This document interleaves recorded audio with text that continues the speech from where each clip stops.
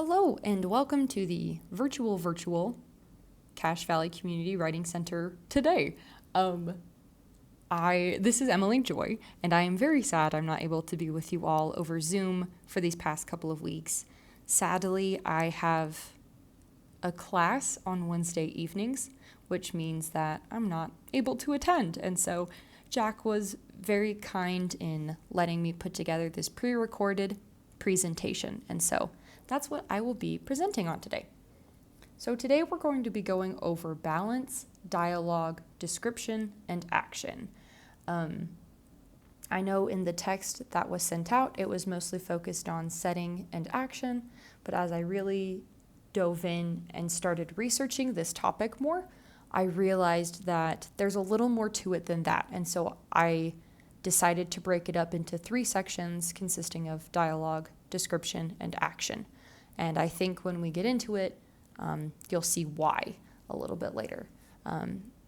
So let's jump right in. What do I mean when I'm talking about dialogue, description, and action? I've provided examples for all of these and further examples in the presentation. And because it is the blessed month of October, I love spooky things. And so I tried to pull from Halloween texts, more or less. So I hope you enjoy that. But let's start with dialogue. When I'm talking about dialogue, I'm talking about conversation that's happening between 2 or more characters. This can also include internal dialogue, although that rides a fine line between description and dialogue, but I'm going to include it in this category.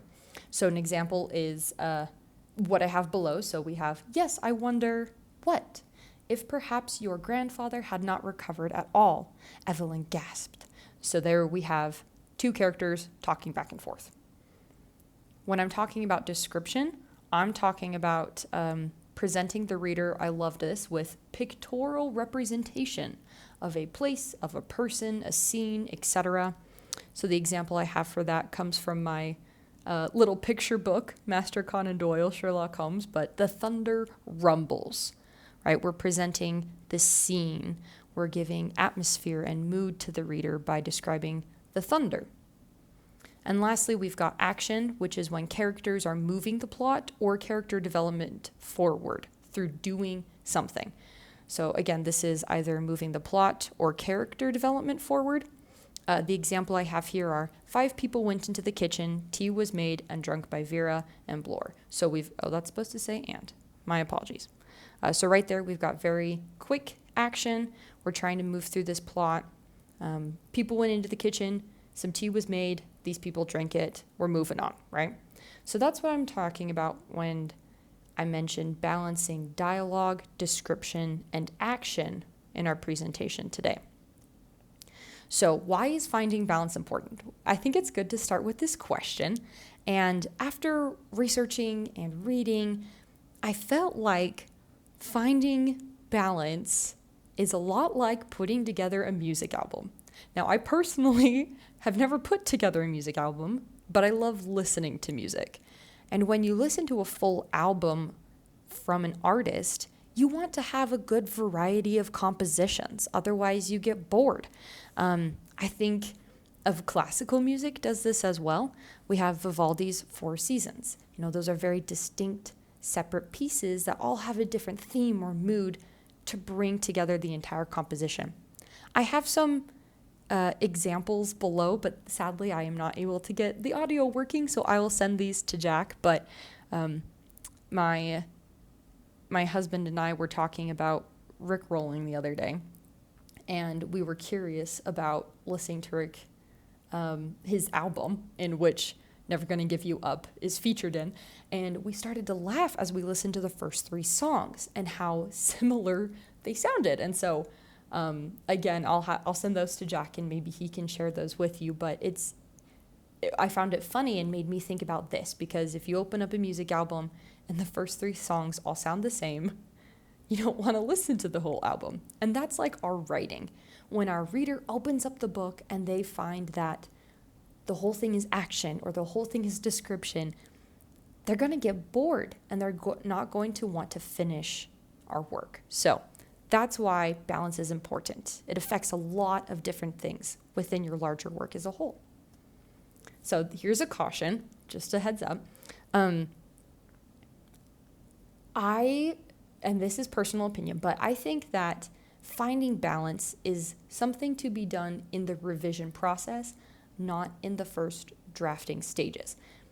I think if we are hyper-focused on finding balance in our first draft or brainstorming sessions, we're going to get so inside of our heads that the text is going to feel clunky and awkward, and it's not going to seem organic. So I think that this is something that we do later once we have some drafts kind of out of our brain.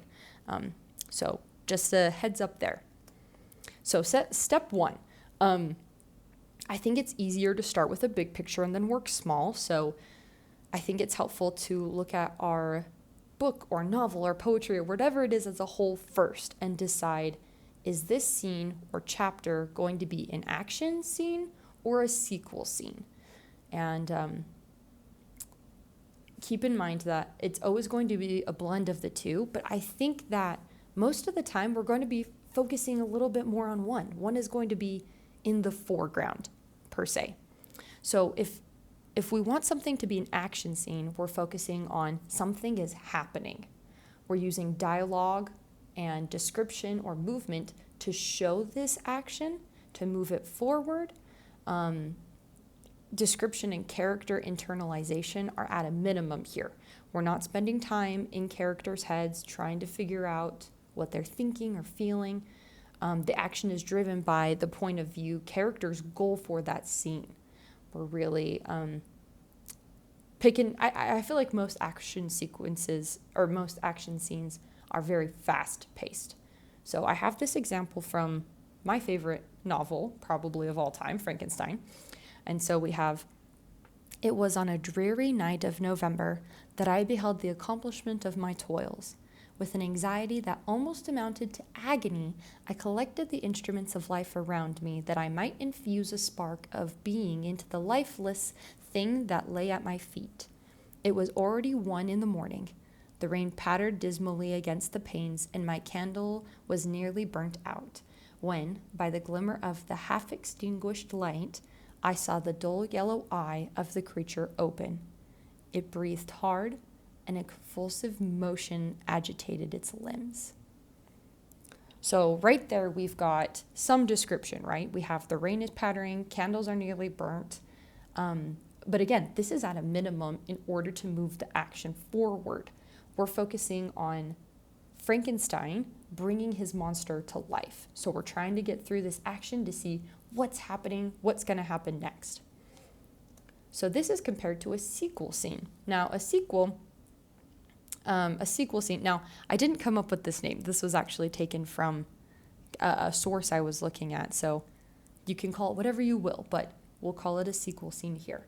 So this is when the character or characters are reacting to events that happened in an action scene. So the focus is on decisions or thoughts, mental or emotional reactions to something that has happened. The reader at this time should be building that connection with the character because they want to see how they've reacted, right? So that brings our reader closer to the characters. This is where that can really develop.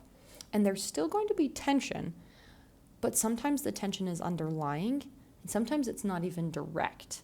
But there's always going to be something there moving us forward. The example I have here is actually from the book Dracula. And so at this point, actually, we'll just read it. Here we go.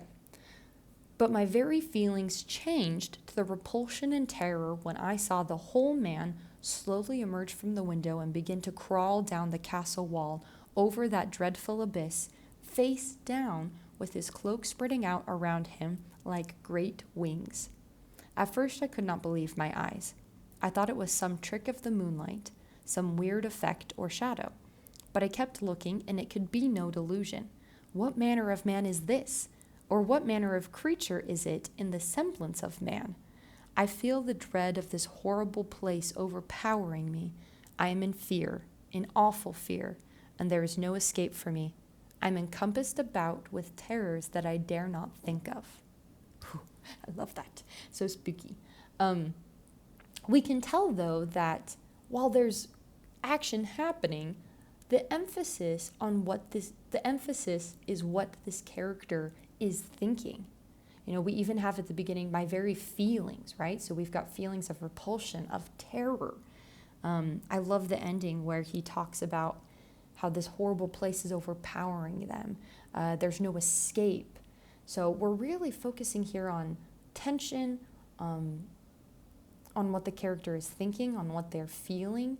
And this is where the reader can really connect to that character as they're both kind of viewing this action together, and maybe feeling some of the same things. So, once again, we've got action scenes, we've got sequel scenes.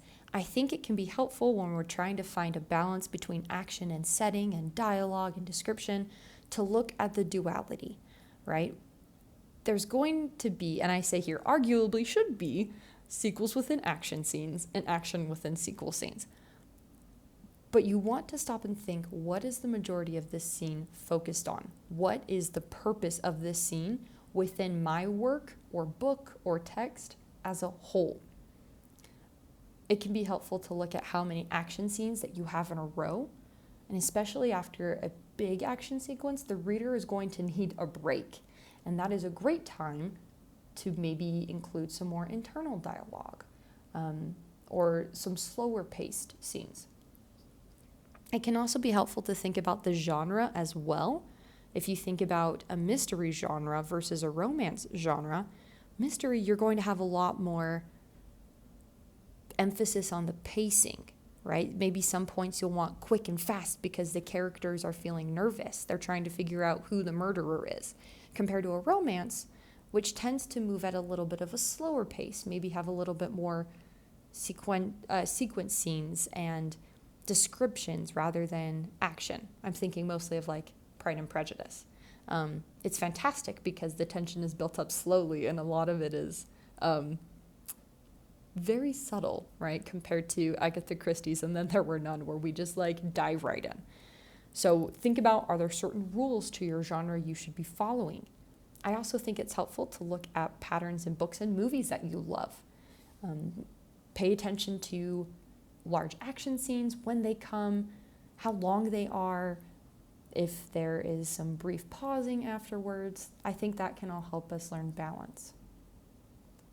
Okay, so once we've identified what a scene or chapter is going to be focused on, action or sequence, or sequel, it's time to delve a little bit deeper and to see if that scene in particular is balanced. We don't want any scene containing too much dialogue or too much description.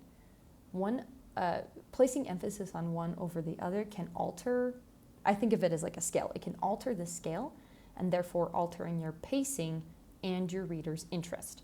If something is too fast or confusing, we're going to lose our reader. If something is too slow and it's dragging on, we're also going to lose our reader. So this is where we want to try and balance those scales. So I've broken this up into two categories, too much description or too much dialogue. So if we look at too much description first on this left-hand side, we can identify if there is too much by looking at the pacing. If it is slow, we might need to back off and add some more dialogue in. If the description does not move the plot or character development forward, it should be taken out, arguably. There's always exceptions, right? But everything in our text should be moving the plot or characters forward in one way or another. If the description does not contribute to creating a mood or atmosphere, it might be good to also think about why it might be in there and if it can also be removed. I think this last tale is a really great one. If you can't remember previous lines of dialogue that happened in this scene, there's probably too much description. And I don't know about you, but sometimes this happens for me when I'm reading like 18th century novels for some reason. I feel like I'll forget lines of dialogue as I go through because there's so much description. And I may or may not be talking about Charles Dickens there in particular. So that's too much description. If you're finding the pacing's off, things are there that are not moving the plot forward or creating a mood, you might want to think about removing them. Now, on our right-hand side, we have if there's too much dialogue, typically we don't know who's in the scene, where the scene is taking place, or the general mood of the scene. So this is when it can be really helpful to have somebody read over your text or your script or your work or book, whatever it may be, and identify places where there might be confusion. You might need to back up a little bit, provide some background details or help to help your reader feel included in the text with the characters. So there we have too much description or too much dialogue. When these are out of balance, pacing's off, our novel's off, the reader feels off. So in order to restore that balance, think about what description and dialogue should do. Oh, I just realized I added an ellipses on one side and not the other. Whoops. Let's start with description. What should it do? It should advance the plot, right? Just talked about that. It should orient the reader, the who, what, where, why, or when. This is why if there's too much dialogue, we might need to tone it down and add in some description so we can assist the reader in knowing what's happening, what are our circumstances. You can also think of this as like blocking for like a scene or a movie. You should be setting up, what does the scene look like? What are we looking at as a reader? Description also adds characterization, which is important. It contributes to an atmosphere or mood. And then I like this last one, it relays the character's inner thoughts as well. So it's important in some circumstances, depending on your point of view that you've chosen. It can be important for the reader to know what a character is thinking. And so that's when description can come in handy. Dialogue should be creating tension, sometimes between what is said and what isn't said, right? Back to Jane Austen, I think of that a lot. So if you need to increase the tension of a scene, maybe you should think about adding some dialogue. It should also be working to develop a character's voice or personality. And again, this is really important because as a reader, we want to connect with them. We want to know what they're like. And if a character's too bland or there's too much description, we don't feel that we really know their personality at all. It also works to develop character relationships in that same way. And then, of course, dialogue advances the plot. I hope you notice a theme here that hopefully everything should be working with your plot. We don't want anything in there that's just extra fluff, right? So backing up a little bit, we want to find this balance, right, between dialogue and description. And so if there's too much dialogue or too much description, our pacing is going to be off. We're going to have things in there that are confusing to our readers, or maybe things that are not there that leave our readers feeling confused. And so we want to balance this out by thinking about what does description do and what does dialogue do.